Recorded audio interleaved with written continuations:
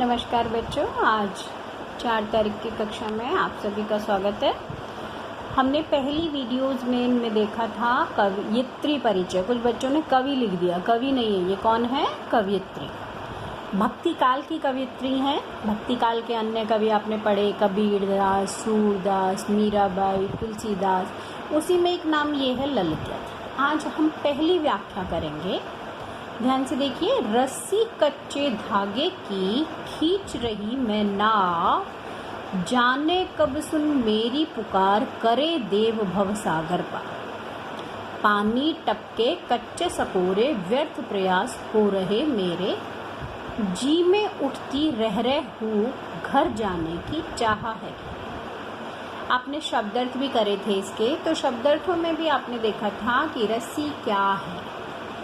तो यहाँ पर रस्सी किसका प्रतीक है, आपको ये पता होना चाहिए। धागा कच्चा है और नाव को खींचना चाहते हैं। नाव खींचने के लिए कच्चे धागे की रस्सी से आप नाव को नहीं खींच सकते, नाव तो बड़ी होती है। नाव खींचने के लिए तो मजबूत रस्सी चाहिए।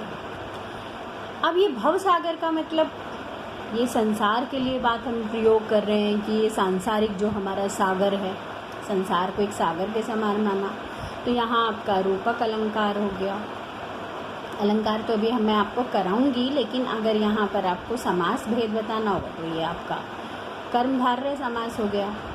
अब पहले इन शब्दों के अर्थों को समझ लोगे तो व्याख्या आराम से समझोगे। पानी टपके कच्चे सकोरे, सकोरे मैंने आपको पहले भी बताया था, मिट्टी से बना होता है। अगर उसे आग में नहीं पकाएंगे तो उसमें से पानी रिस जाएगा। तो यहाँ पर अब इसकी पहली पंक्ति देखिए, रस्सी कच्चे धागे की खींच रही मैं नाव।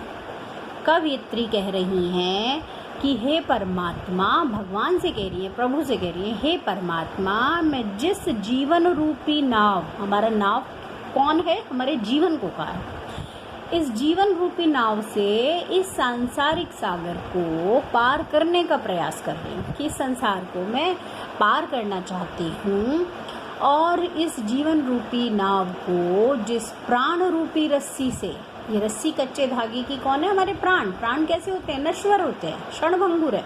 हमें नहीं पता हम में से कौन कब मौत के घाट उतर जाए। तो उन्होंने कहा, इस जीवन रूपी नाव को मैं जिस प्राण रूपी रस्सी से खींच रही हूँ, वह रस्सी कैसी है? अत्यंत कमज़ोर है, क्षीण है, कच्चे धागे से।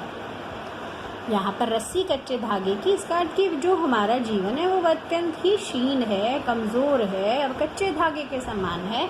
और इससे मैं संसार को, भव सागर को पार करना चाहती हूँ। जाने कब सुन मेरी पुकार। वो कह रहे, पता नहीं भगवान मेरी पुकार, मैं कब से ईश्वर को पुकार रही हूँ, भगवान को प्राप्त करना चाहती हूँ, इस संसार से पार चाहती हूँ, मोक्ष चाहती हूँ। पता नहीं प्रभु मेरी पुकार कब सुनेंगे। जाने कब सुन मेरी पुकार, पता नहीं कब मेरी इस पुकार को सुनेंगे। मेरे तो सारे प्रयास निरर्थक होते जा रहे हैं, व्यर्थ होते जा रहे हैं। उसने कहा, पानी टपके कच्चे सकोरे, व्यर्थ प्रयास हो रहे हैं मेरे। क्योंकि मैं जितने भी प्रयास कर रही हूँ, जो भी कोशिश कर रही हूँ, वो सारे मेरे तो बेकार जा रहे हैं। यदि प्राण बचाने के लिए एकमात्र सहारा ये जल है और ये शरीर भी एक कच्चा सकोरा है। हमारे शरीर को यहाँ किसके समान माना? कच्चे सकोरे के समान माना। तो कहते जैसे कच्चे सकोरे में पानी अधिक देर नहीं टिक सकता, उसी प्रकार से प्रभु से मिलने के मेरे सारे प्रयास व्यर्थ हो रहे हैं। मैं भगवान से मिलना चाहती हूँ, सारे प्रयास ऐसे व्यर्थ हो रहे हैं जैसे कच्चे सकोरे से पानी टपक जाता है। अब उसने कहा, जी में उठती रह हूँ।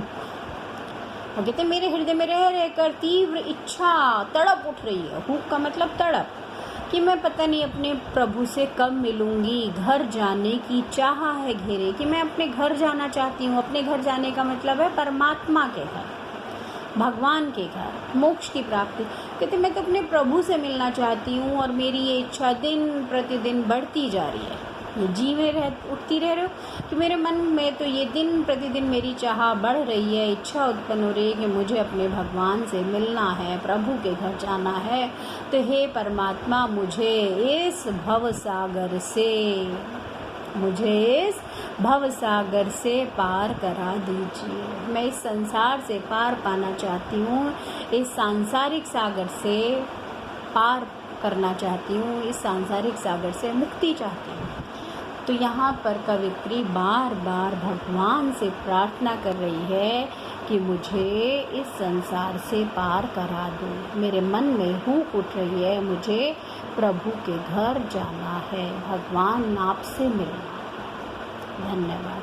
अगली वीडियो में हम इस पर आधारित प्रश्नोत्तर करेंगे कि ये आपको पद्यांश एग्ज़ाम में आ सकता है इस तरीके से, और इसके आधार पर 3 प्रश्न दिए जा सकते हैं 2-2 अंकों के। आज मैं आपको प्रश्न और उत्तर दोनों बताऊंगी, आगे जो करेंगे उनमें आप खुद करेंगे।